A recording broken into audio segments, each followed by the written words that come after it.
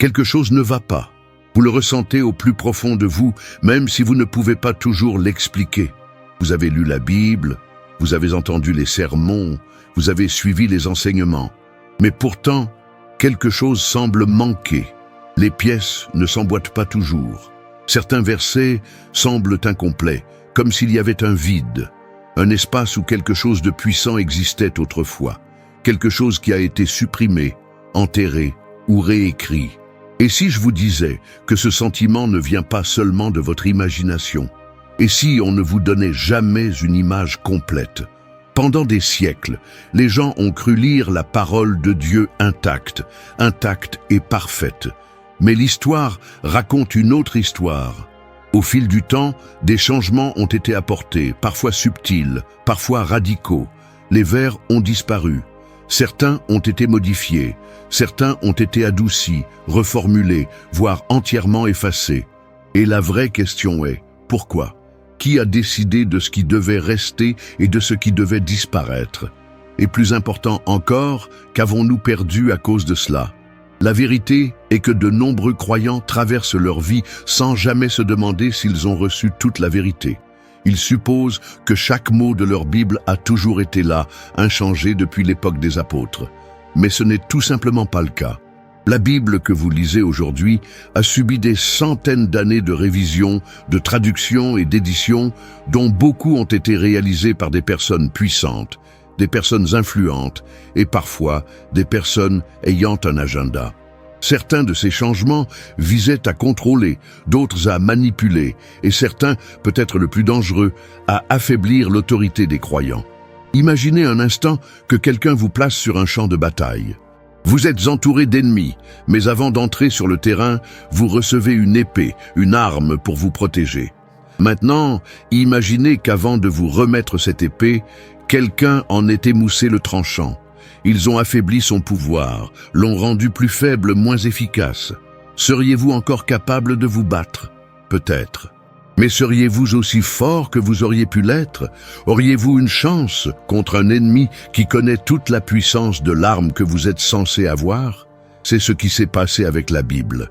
La parole de Dieu est une épée, plus tranchante que n'importe quelle lame à deux tranchants, capable de trancher à travers la tromperie, les mensonges et les ténèbres. Mais que se passerait-il si, au fil du temps, l'ennemi trouvait le moyen d'émousser cette épée, de donner aux croyants le sentiment d'être armés, alors qu'en réalité, ils se battent avec une version affaiblie de la vérité? Certains pourraient soutenir que ces changements étaient innocents, qu'ils étaient simplement le résultat de différences de traduction ou de débats universitaires. Mais l'histoire révèle quelque chose de bien plus intentionnel. Beaucoup de ces versets manquants ou modifiés ont été supprimés précisément parce qu'ils détenaient une autorité et un pouvoir que certains groupes ne voulaient pas que les croyants ordinaires aient. Certains versets remettaient en question les systèmes religieux, d'autres ont exposé les tactiques de l'ennemi. Certains donnaient des armes spirituelles directes à ceux qui osaient les utiliser. Et ainsi, au fil du temps, peu à peu, les vérités les plus dangereuses se sont cachées. Si ce message vous a ouvert les yeux sur la vérité, prenez un moment dès maintenant pour commenter « Amen » comme une déclaration de foi. Et si vous souhaitez continuer à découvrir de puissantes révélations bibliques, abonnez-vous maintenant et activez les notifications pour ne jamais manquer la suite. Mais voici la partie la plus choquante. La plupart des chrétiens n'en ont aucune idée. Ils lisent leur Bible sans jamais se demander s'il manque quelque chose. Ils acceptent ce qu'on leur donne, sans se rendre compte qu'il existe des manuscrits plus anciens, des textes cachés et des écrits supprimés qui racontent une histoire bien plus vaste. Tout au long de l'histoire, il y a eu des moments où les gens ont découvert ces pièces manquantes, et chaque fois que cela se produit, il y a une résistance. Lorsque les manuscrits de la Mer Morte ont été découverts, ils ont révélé des textes préservés depuis des milliers d'années, des textes qui différaient des traductions modernes. Lorsque les érudits comparaient des manuscrits anciens, ils trouvèrent des phrases entières, des phrases, voire des paragraphes manquants dans les Bibles modernes. Mais au lieu de discuter ouvertement de ces découvertes, de nombreuses autorités religieuses ont choisi de garder le silence. Après tout, Si les gens commençaient à poser trop de questions, ils pourraient se rendre compte à quel point on leur a caché beaucoup de choses. Mais aujourd'hui, le silence se brise. La vérité refait surface. Et l'un des versets manquants les plus dangereux de l'histoire est sur le point d'être révélé. Un verset si puissant que, prononcé avec foi, il pourrait briser les forteresses de l'ennemi, révéler la tromperie et restaurer l'autorité des croyants qui, sans le savoir, combattaient avec une demi-arme. L'ennemi ne supprime jamais quelque chose à moins qu'il ne s'agisse d'une menace. Et ce verset constituait une menace directe pour le royaume des ténèbres. Cela a donné aux croyants une clé, une stratégie, une révélation qui, si elle était pleinement comprise, laisserait Satan impuissant contre eux. Et c'est pour cela qu'il a été effacé. La question est maintenant, qu'est-ce que c'était? Quels mots étaient si puissants, si dangereux, qu'il fallait les cacher? Et plus important encore, que se passe-t-il lorsque vous les remettez en lumière? Parce qu'une fois que vous connaîtrez la vérité, une fois que vous récupérerez ce qui a été pris, votre foi ne sera plus jamais la même. Le moment de la révélation arrive. Êtes-vous prêts pour cela? Pendant des siècles, les croyants ont lu leur Bible, convaincus que chaque mot de ces pages était préservé exactement comme Dieu l'avait prévu. Mais l'histoire nous dit le contraire. Caché sous des couches de traduction, de révision et même d'omission délibérée, se cache un verset si puissant que son existence même est devenue une menace. Un verset qui, s'il était prononcé avec autorité, pourrait tout changer. L'ennemi le savait. C'est pour cela qu'il a été effacé. Mais aujourd'hui, nous le remettons en lumière. Imaginez découvrir une pièce manquante d'un puzzle, une pièce qui change complètement la façon dont vous voyez l'ensemble du tableau. C'est ce que représente ce verset. Ce n'était pas simplement un autre passage de l'Écriture. C'était une clé directe de l'autorité spirituelle, une arme si dangereuse que ceux qui étaient au pouvoir jugeaient trop risqué de rester entre les mains des croyants ordinaires. Mais quel était ce verset? Et pourquoi a-t-il dû disparaître? L'un des extraits les plus choquants de la Bible est Matthieu 17, 21. Dans des manuscrits plus anciens, ce verset déclare « Cependant, cette espèce-là ne sort que par la prière et le jeûne ». Ces paroles ont été prononcées par Jésus lui-même lorsque ses disciples luttaient pour chasser un démon. Ils avaient déjà vu des miracles, ils avaient guéri des malades, ils avaient chassé des démons à d'autres moments, mais cette fois, ils ont échoué. Confus, ils ont demandé à Jésus pourquoi. Sa réponse était simple. Certaines batailles nécessitent plus que la simple foi. Elles exigent une discipline spirituelle plus profonde. Mais si vous ouvrez de nombreuses traductions modernes aujourd'hui, Matthieu 17, 21 manque. Dans certaines versions, il est complètement effacé. Dans d'autres, il est caché dans une note de bas de page, comme s'il était insignifiant. Mais pourquoi? Pourquoi un verset prononcé par Jésus, un verset qui révèle une stratégie pour vaincre les formes d'obscurité les plus tenaces, serait-il supprimé? Parce que c'est dangereux. Pensez à ce que révèle ce verset. Toutes les batailles spirituelles ne sont pas identiques. Il y a des forces qui ne partiront pas facilement. Il y a des situations qui nécessitent plus qu'une simple prière. Elles nécessitent de la persévérance, des sacrifices et un niveau d'engagement spirituel plus profond. Ce verset expose une réalité cachée sur le monde spirituel, une réalité que ceux qui sont au pouvoir ne voulaient peut-être pas que le croyant moyen comprenne pleinement. L'ennemi ne veut pas que cette vérité se répande, mais vous avez le pouvoir de changer cela. Commentez « Amen » si vous défendez la parole inchangée de Dieu et abonnez-vous pour rester connecté alors que nous continuons à révéler ce qui a été caché pendant trop longtemps. En supprimant ce verset, l'ennemi a accompli quelque chose de terrifiant.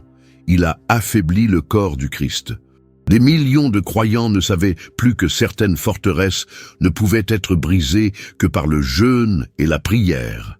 Ils ont continué à lutter contre les mêmes problèmes, à mener les mêmes batailles et à se demander pourquoi leur prière semblait inefficace. Mais la vérité était là depuis le début, elle avait simplement été cachée. Et Matthieu 17, 21 n'est pas le seul verset manquant. D'autres passages ont été modifiés, adoucis ou complètement supprimés. Dans Marc 9, 29, un passage parallèle, Certaines versions omettent l'expression « et le jeûne », privant ainsi le verset de toute sa puissance. Dans Actes 8, 37, où Philippe dit à l'eunuque éthiopien qu'il doit croire en Jésus de tout son cœur avant de se faire baptiser, de nombreuses Bibles modernes effacent entièrement ce verset. Pourquoi? Parce que cela renforce le fait que la foi est une conviction personnelle et non un rituel ou une tradition imposée par les autorités religieuses. Chacun de ces versets manquants a quelque chose en commun. Il donne du pouvoir aux croyants. Il révèle les secrets du royaume spirituel qui font s'effondrer les forteresses ennemies. Ils exposent la véritable autorité conférée aux disciples du Christ. Et c'est exactement pour cela qu'ils ont été effacés. Imaginez ce qui se passerait si chaque croyant connaissait cette vérité. Imaginez si les chrétiens du monde entier comprenaient toute la puissance du jeûne, de la prière et d'une foi inébranlable.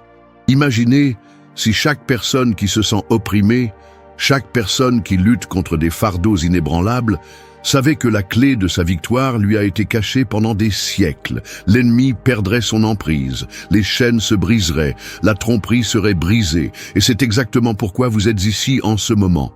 Parce que cette vérité refait surface. Parce que Dieu ramène son peuple à la pleine connaissance de ce qui lui a été retiré. Maintenant que vous savez que ce verset a été supprimé, la question devient encore plus urgente. Qui a fait cela?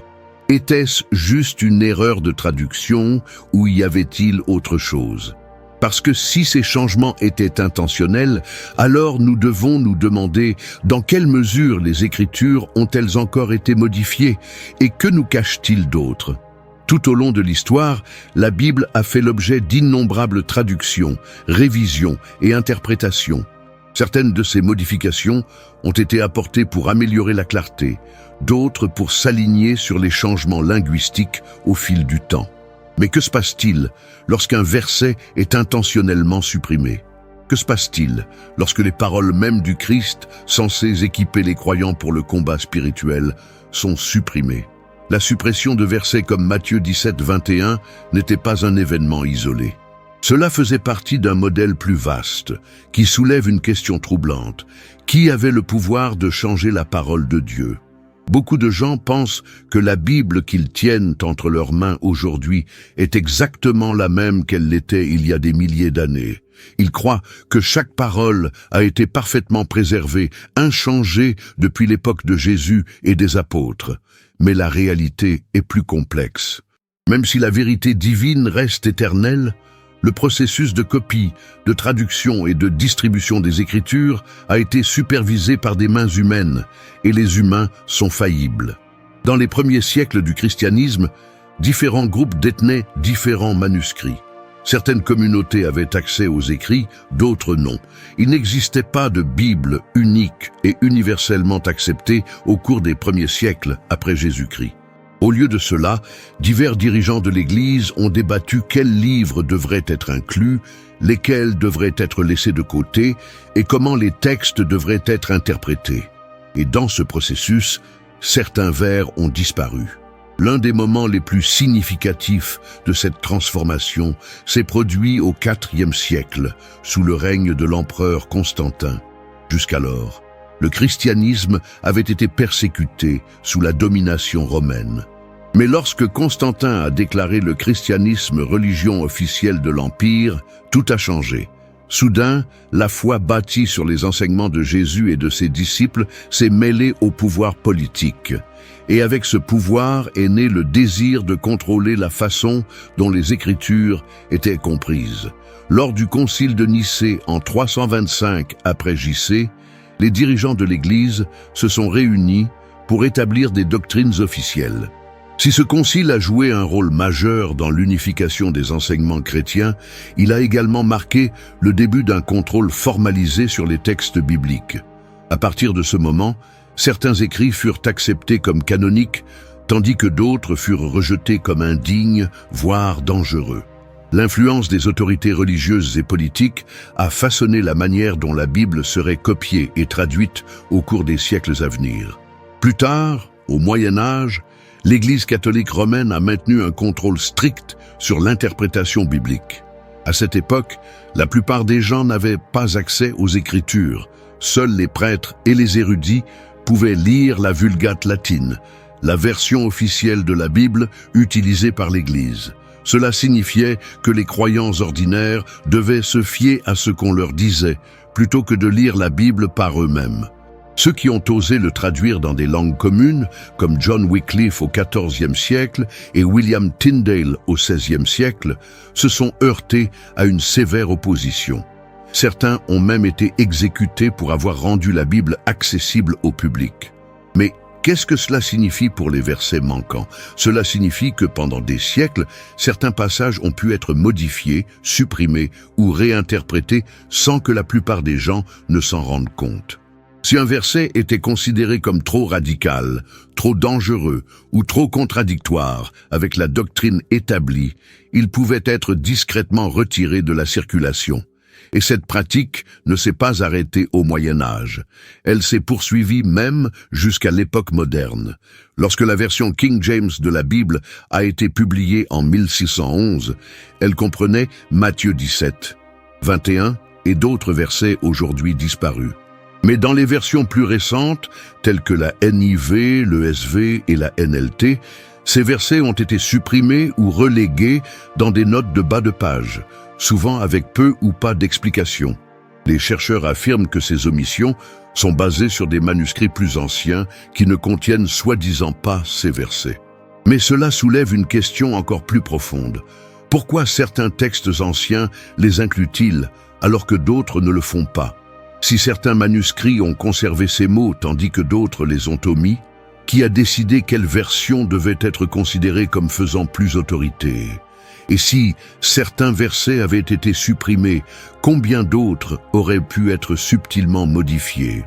Au-delà des versets manquants, il existe également des différences de traduction qui modifient considérablement le sens des passages clés. Par exemple, dans certaines versions de la Bible, Jésus fait référence au Saint-Esprit comme à lui, soulignant l'identité de l'Esprit en tant que personne au sein de la Trinité. Dans d'autres, le Saint-Esprit est appelé « cela », ce qui change la façon dont les gens comprennent son rôle. De petits changements comme celui-ci peuvent sembler insignifiants, mais au fil du temps, ils façonnent la théologie et influencent la façon dont les croyants voient Dieu. La suppression de versets, les changements de formulation et la suppression de certains textes pointent tous vers une réalité indéniable. La Bible a été modifiée par des mains humaines. Mais pourquoi? Était-ce simplement une question de différence de traduction ou y avait-il quelque chose de plus délibéré en jeu? Les preuves suggèrent que certains de ces changements visaient à affaiblir l'autorité spirituelle des croyants. Lorsque Jésus dit que certains esprits ne peuvent être chassés que par la prière et le jeûne, il donne une stratégie spirituelle directe pour vaincre les forteresses. En supprimant ce verset, de nombreux croyants ont perdu la connaissance de cette arme cruciale. En changeant les mots, en changeant le sens et en effaçant des passages clés, ceux qui étaient au pouvoir ont veillé à ce que seuls quelques privilégiés aient accès à la pleine vérité. Il ne s'agit pas seulement d'histoire, mais aussi de présent. Aujourd'hui, des millions de chrétiens lisent des versions de la Bible qui ne contiennent peut-être pas toute la vérité. Ils luttent contre des prières sans réponse, des batailles spirituelles qu'ils ne semblent pas pouvoir gagner et une foi qui semble incomplète, sans jamais se rendre compte que des enseignements essentiels leur ont été retirés. Mais maintenant que cette vérité éclate au grand jour, la question est: que faisons-nous ensuite? Si nous savons que des versets ont été supprimés, que des mots ont été modifiés, que le sens a été altéré, comment récupérer ce qui a été perdu? Et plus important encore, comment pouvons-nous garantir que les générations futures ne seront pas trompées comme l'ont été tant d'autres avant nous? Se rendre compte que certains versets ont été supprimés ou modifiés de la Bible est plus qu'une simple curiosité historique. C'est un défi direct à tout ce que les croyants ont appris sur la préservation des Écritures. Pendant des siècles, les chrétiens ont eu l'assurance qu'ils lisaient la parole de Dieu complète et inchangée. Mais lorsque des passages comme Matthieu 17, 21 et Actes 8, 37 disparaissent des traductions modernes sans explication, les implications sont profondes. Si ces versets ont été supprimés, qu'est-ce qui a été changé? Et si des passages clés ont été supprimés, comment cela affecte-t-il la façon dont les gens comprennent leur foi? La plus grande arme de l'ennemi est la tromperie. Il n'a pas besoin de détruire la Bible pour affaiblir les croyants. Il lui suffit de la modifier juste assez pour semer la confusion, faire oublier aux gens leur véritable autorité, les priver de la connaissance qui les libérerait. C'est exactement ce qui s'est produit. Lorsque les versets sur le jeûne et la prière disparaissent, lorsque les enseignements sur le combat spirituel sont adoucis, lorsque les doctrines qui donnent du pouvoir aux croyants sont diluées, le résultat est une génération de chrétiens qui ne marchent plus dans la plénitude de la puissance de Dieu. Ce n'est pas seulement une théorie, c'est la réalité. De nombreux croyants se battent aujourd'hui contre des forteresses qu'ils auraient dû pouvoir briser. Ils prient, mais ne voient aucun résultat. Ils combattent la tentation, mais se sentent impuissants à la surmonter. Ils font face à des attaques spirituelles, mais ne savent pas comment riposter. Ce n'est pas un hasard. Les versets manquants et modifiés contenaient les clés de la victoire, et sans eux, des millions de personnes se sont retrouvées sans défense face au plan de l'ennemi. Prenons Matthieu 17, 21 comme exemple. Jésus n'a pas dit que toutes les batailles spirituelles pouvaient être gagnées par une simple prière. Il a clairement indiqué que certains démons ne pourraient être chassés que par le jeûne et la prière. Il s'agissait d'une révélation directe sur la hiérarchie des forces démoniaques, sur la façon dont certains esprits nécessitent un niveau plus élevé de discipline spirituelle pour être vaincus. Mais dans de nombreuses Bibles modernes, ce verset manque. Le résultat ? De nombreux croyants ne réalisent même pas que le jeûne est une arme cruciale dans le combat spirituel. Ils prient et se demandent pourquoi leurs luttes ne prennent pas fin, ignorant qu'il leur manque un outil essentiel que Jésus lui-même leur a fourni. Maintenant que vous savez ce qui a été supprimé, ne laissez pas ces connaissances se perdre. Commentez « Amen » si vous êtes prêts à récupérer la puissance de la pleine parole de Dieu. Et avant de partir, abonnez-vous pour ne pas rater la prochaine révélation puissante qui pourrait tout changer. Le même schéma se répète avec d'autres passages manquants. Dans Actes 8, 37, Philippe dit à l'eunuque éthiopien qu'il doit croire en Jésus de tout son cœur avant de se faire baptiser. Ce verset établit la vérité fondamentale selon laquelle le salut vient par la foi personnelle et non par des rituels ou des traditions religieuses. Pourtant, ce verset a été supprimé de nombreuses Bibles. Le résultat ? Certaines confessions ont minimisé l'importance de la foi individuelle, ce qui amène beaucoup de gens à croire que le salut peut venir de pratiques extérieures, plutôt que d'une relation personnelle avec Christ. Si ces versets étaient restés, à quel point l'Église serait-elle différente aujourd'hui ? Combien de personnes supplémentaires marcheraient dans la victoire spirituelle, connaissant leur autorité sur les ténèbres? Combien comprendraient que la foi n'est pas seulement une question de rituel, mais une croyance véritable et inébranlable? La suppression de ces passages n'était pas qu'un accident. C'était un effort stratégique visant à affaiblir l'efficacité des croyants et à garantir que seul une quelque privilégiée ait pleinement accès à la vérité. Mais cette tromperie ne peut pas durer éternellement. La vérité trouve toujours un moyen de refaire surface. Et maintenant que ces pièces manquantes sont découvertes, les croyants doivent faire un choix. Vont-ils continuer à s'appuyer sur la version incomplète de ce qui leur a été donné, ou vont-ils rechercher toute la vérité? La bonne nouvelle est que ces versets n'ont pas été complètement perdus. On les trouve encore dans des manuscrits plus anciens, dans des traductions préservées et dans des textes historiques. Mais il ne suffit pas de les connaître, les croyants doivent agir. Ils doivent étudier, comparer les traductions et rechercher la sagesse du Saint-Esprit pour discerner ce qui a été caché. Ils doivent récupérer les armes spirituelles qui leur ont été retirées, en utilisant la prière, le jeûne et la parole non filtrée de Dieu, pour restaurer ce qui a été perdu. L'ennemi a essayé de garder ses connaissances enfouies. Il s'est appuyé sur le silence, sur la complaisance, sur l'hypothèse que les gens ne poseraient jamais de questions. Mais dès que la vérité éclate au grand jour, son pouvoir est brisé. Parce qu'une fois que les croyants comprendront ce qui leur a été retiré, ils ne marcheront plus dans l'ignorance. Ils n'accepteront plus une version édulcorée de leur autorité. Ils accéderont au pouvoir qui leur est destiné depuis le tout début.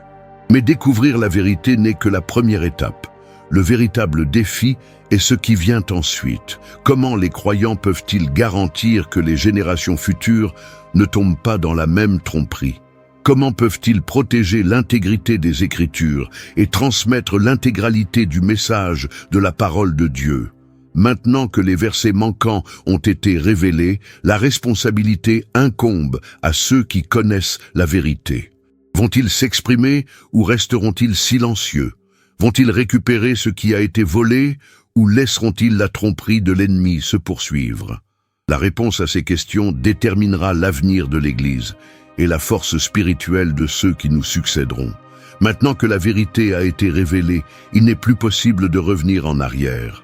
La prise de conscience que la parole de Dieu a été altérée n'est pas seulement choquante, elle change la vie.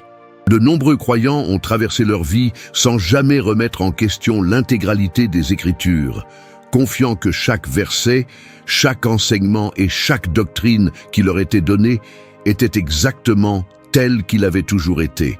Mais maintenant, la vérité est devant nous. Des versets ont été supprimés, les mots ont été modifiés, et une grande tromperie a été révélée. Mais que fait-on de ces connaissances? Comment cela change-t-il notre façon de vivre, notre façon de prier, notre façon d'aborder notre foi? Parce qu'il ne s'agit pas seulement d'histoire, il s'agit également de votre autorité spirituelle, de votre relation avec Dieu et de votre capacité à résister fermement au plan de l'ennemi. La suppression de ces versets n'était pas qu'un accident. Il s'agissait d'un effort stratégique visant à affaiblir les croyants, à les faire ignorer tout le pouvoir qui leur a été accordé. En supprimant des versets comme Matthieu 17, 21, qui enseignent que certaines forteresses démoniaques ne peuvent être brisées que par le jeûne et la prière, l'ennemi a fait en sorte que de nombreux chrétiens ne sachent jamais comment mener efficacement des batailles spirituelles. En effaçant des passages comme Actes 8, 37, qui souligne que le salut nécessite une foi personnelle en Christ, les institutions religieuses ont pu détourner l'attention d'une relation personnelle avec Jésus et se concentrer sur des traditions créées par l'homme. Chaque verset manquant a une conséquence. Mais maintenant que nous le savons, nous avons une responsabilité. La première étape consiste à rechercher toute la vérité. Nous ne pouvons plus être des croyants passifs, acceptant simplement tout ce qui se présente à nous. Nous devons devenir des étudiants de la parole, creuser plus profondément, comparer les traductions et rechercher les significations originales des Écritures. Nous devons nous demander pourquoi certains passages ont été supprimés, qui avaient le pouvoir d'effectuer ces changements, et quoi d'autre a pu être modifié au fil du temps. La deuxième étape consiste à récupérer les armes spirituelles qui nous ont été confisquées. Jésus ne nous a pas seulement donné des paroles, il nous a donné de l'autorité.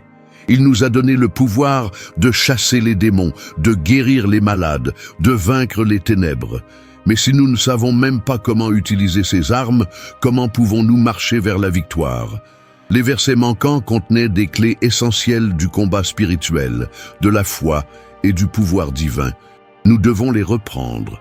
Nous devons commencer à prier différemment, à jeûner avec détermination, à déclarer la pleine parole de Dieu sans compromis. La troisième étape consiste à diffuser ces connaissances. De nombreux croyants n'ont toujours aucune idée qu'ils ont reçu une version incomplète des Écritures. Ils continuent de lutter, ignorant que les réponses qu'ils cherchent leur sont cachées. Mais maintenant que vous le savez, vous ne pouvez plus rester silencieux. Vous devez partager cette vérité avec votre famille, vos amis et toute personne prête à vous écouter. Car plus les gens s'éveillent à cette réalité, plus la tromperie de l'ennemi s'affaiblit. Et enfin, nous devons rester fermes dans la foi. L'ennemi fera tout ce qu'il peut pour faire douter de cette révélation. Il va essayer de les convaincre que cela n'a pas d'importance, que c'est juste un problème de traduction, que ces versets manquants sont insignifiants. Mais maintenant que vous avez vu les preuves, vous savez mieux. Vous savez que chaque parole de Dieu est porteuse de puissance. Chaque verset compte, chaque passage, chaque commandement, chaque promesse supprimée avait un but. Et il est temps de restaurer ce qui a été perdu. Maintenant que nous arrivons à la fin de ce voyage, je veux prendre un moment pour vous remercier. Merci d'avoir le courage de chercher la vérité. Merci d'avoir choisi d'approfondir votre foi plutôt que d'accepter ce qui est confortable ou pratique. Merci de faire partie de ce réveil, de vous opposer à la tromperie, de récupérer toute la puissance de la parole de Dieu. Ce n'est pas la fin, ce n'est que le début. Si ce message a parlé à votre cœur, si vous croyez que la vérité doit être partagée, prenez un moment dès maintenant pour commenter « Amen » ci-dessous, comme une déclaration selon laquelle vous défendez la parole de Dieu, non filtrée et non modifiée. Et si ce n'est pas encore fait, abonnez-vous pour ne plus rater de révélations de ce genre. Ensemble, nous ramenons ce qui était caché, restaurons ce qui a été perdu et marchons dans la plénitude de la puissance que Dieu a voulu que nous ayons. Que Dieu vous bénisse, vous fortifie et vous guide dans ce voyage. Votre percée commence maintenant.